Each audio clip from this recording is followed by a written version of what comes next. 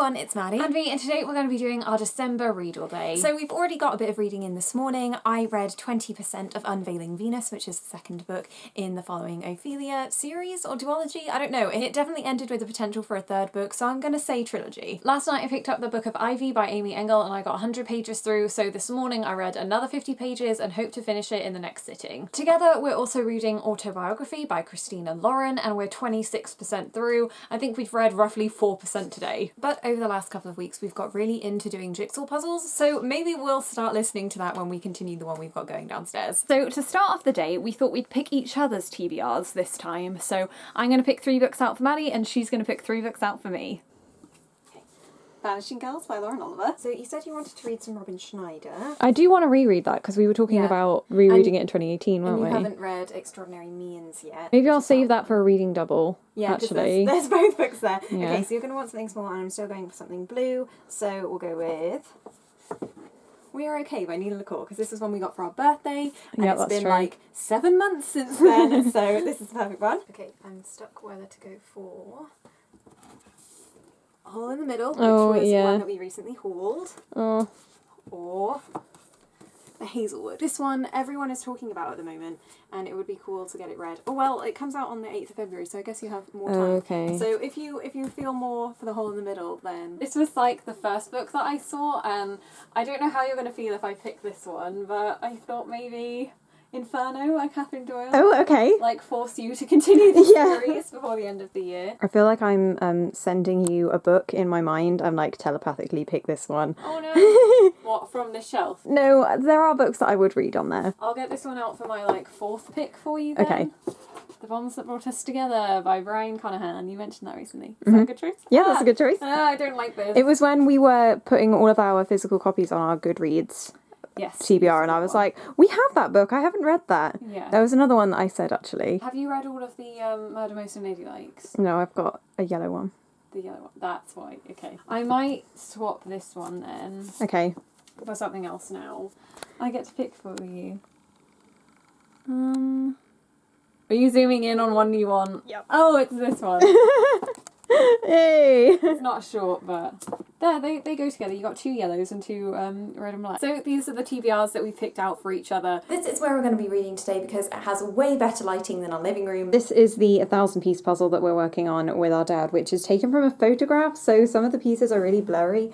Like, all of this lavender is out of focus, which is only adding to the challenge. And this is our 500-piece puzzle, which you'll probably see us doing later, although we're not looking forward to doing it because all of those pieces are brown and exactly the same shape. The first book I read out of my 4 is going to be A Shiver of Snow and Sky by Lisa Ledecky. This is one that we bought on our December book haul, and just because it's got snow in the title, I think it's going to be really atmospheric for December. I've just finished the Book of Ivy. I actually really enjoyed it. It was only 281 pages and was much like the selection in terms of tone. You don't really know why the dystopian world is the way it is, and it's more of a romance than it is a political situation. But I really loved the pacing, and for a book from 2014, I was pleasantly surprised. So this gets a solid 3.5 stars from me. I've decided to move on to The Hazelwood because I've heard it's pretty slow and maybe dull in places, which isn't exactly what I was expecting from this book, but I thought I'd start it so I can pick it up and put it down in between reading other things, and maybe I'll get it done before the end of the day. I am 80 pages through this and I am really enjoying it. Like, what a relief! Yeah, exactly.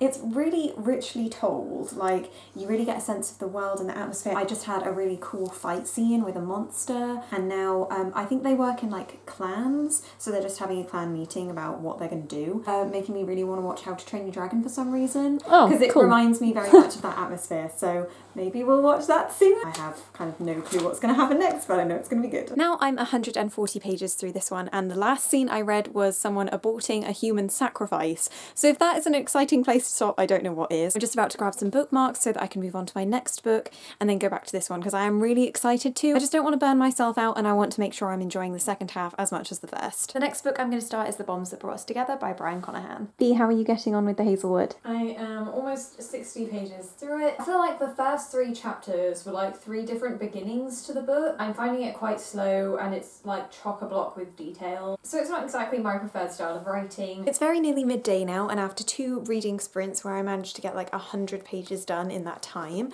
I am now a third of the way through The Bombs That Brought Us Together. together. It's so different from what I'd normally read, mostly because it's from a male perspective, but the voice is so strong and it's mostly built up around dialogue, which makes it a really, really quick read. So I'm appreciating that for this readathon.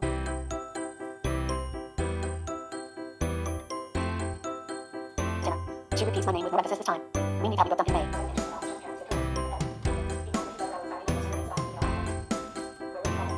I am halfway through The Hazelwood now, and I've decided to put it on hold to start something else, and I've decided to go with Vanishing Girls by Lauren Oliver. As this is a thriller, hopefully I'll be able to get through it really quickly, and I read a thriller quite recently as well, so I'm really in the mood for another one. So I've moved back to A Shiver of Snow and Sky, and what's really interesting about the storytelling at this point is that it's switching in alternate chapters between the girl and the boy, and the girl is in first person and the boy is in third, because they're doing different things on the quest. I'm looking forward to when they reunite. We're going to sprint for another 15 minutes and see how far we can get, and then we're going to go outside listening to autobiography again. So I'm 90 pages through Vanishing Girls. And I have 70 pages left of this one.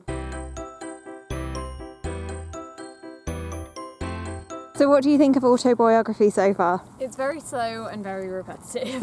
I don't really like Tanner's narration. I feel like there's always a bit of distance between us and him. He feels like a character more than a real person, if that makes sense. Yeah. I guess I just didn't realise that we'd get to the romance so quickly. I think that Tanner and Sebastian kind of admitted that they had feelings for each other when we were 30% through. Yeah. So I kind of don't know where the story is going beyond Sebastian just overseeing Tanner writing the book. What's difficult is that Tanner has a very limited view of Latter-day Saints. Yeah. I don't know, it's almost like he's afraid of them. Instead of just talking to Sebastian about it, he makes up all of these assumptions about the faith and what that's going to mean for their relationship. But I do like it when sexuality and religion is talked about in the same book, because that was one of my favourite parts of Release by Patrick Ness. So I'm hoping as we continue it'll get a little bit more deep. Generic? I don't know, like... Yeah, I'm not really sure what it is. I think you can tell that Christina Lauren writes like adult romances. Yeah. Because it's not really quite hitting that YA mark for me yet. It's 10 to 4 in the afternoon and I just finished my first book, A Shiver of Snow and Sky, and I really enjoyed it. Just like A Girl of Ink and Stars, it was a really great story with an adventure and a strong female protagonist and a lore that I could really follow. I found it quite funny at the end because an actual dragon appeared, so that reference to How to Train Your Dragon was obviously more pertinent than I thought it was going to be. I was also getting a lot of Shadow and Bone vibes from this, so if you liked that series and want it all like in one book, then I'd definitely recommend this one. Now I'm just going to read the rest of The Bombs That Brought Us Together, which I think is around 150 pages, so hopefully I'll get that done quickly so I can move on to Jolly Foul Play. I'm on page 320 out of about 360, so 40 pages left. As we got back from the walk, I had a nap and then I woke up dazed and confused about what time it was. So I need to get back into reading. I've definitely slowed down in this latter section, but I'm looking forward to getting back to Vanishing Girls, which I have over here. I got 90 pages through. This one's 330, and there are some like arbitrary photos in there, which is kind of weird, and I haven't worked out their relevance yet. So I just finished The Hazelwood by Melissa Albert, and I'd say I'd give it 3 stars. It was very different to what I was expecting. I think if you like Holly Black's writing, then you'll really love this. It's not strictly fairies or dark fairies, it's more of fairy tale characters, but they have sort of that same mischievous upside down world. I definitely wasn't expecting the twist, but I felt like I was lacking that connection to the characters, and in terms of the pacing, I think it's very slow to begin with, but then as soon as they're actually in the Hazelwood and the halfway wood, things went very, very quickly, and I got quite confused with the plot of the story. From the ending, I'm pretty sure this is a standalone, but if there was a companion story about the world, I would probably enter it again. So we've moved into the far more festive living room now, and I'm up for reading more of Vanishing Girls. And Maddie, what are you going for? You're still on Bombs? 60 pages left of Bombs, and then I'm going to move on to Jolly Foul Play. Yeah, the one you really wanted. I'm really excited for this one. I think I can read it quickly, seeing as that's how I've read the other 3 books in the series. If I love anything in a book, it's a floor plan. It's 4:30 and I've just finished reading Bombs, and I realise I haven't really talked very much about what this book is about. So it's about these 2 towns, Little Town and Old Country, and Charlie is from Little Town and Pav is from Old Country, and they're kind of in a rivalry, and there are all these bombs being being sent from Old Country to Littletown. The two strike up a friendship when Pav moves to Littletown, and then they get caught by this gang master called the Big Man, who wants to use them for his own nasty deed. And because they're only teenagers, they have no say in whether they can back out of this or not. As the book progresses, it becomes more about Charlie dealing with this gang and being pulled deeper and deeper into it. It's so different from anything I'd usually read, but I'm really thankful that B picked this for my TBR because I don't think I would have got round to it very soon. And sometimes it's really nice to step out of your comfort zone. And I definitely found myself enjoying it more, probably because of that. I loved the dialect and the phrases. It's not something I often pay attention to, but it's so visible in here and really effective. So I think I'm going to give this one 3.5 stars. So I just finished Vanishing Girls by Lauren Oliver, and I think I'm going to give it 2.5 stars. It was a bit disappointing. I found that the pace was off for a thriller.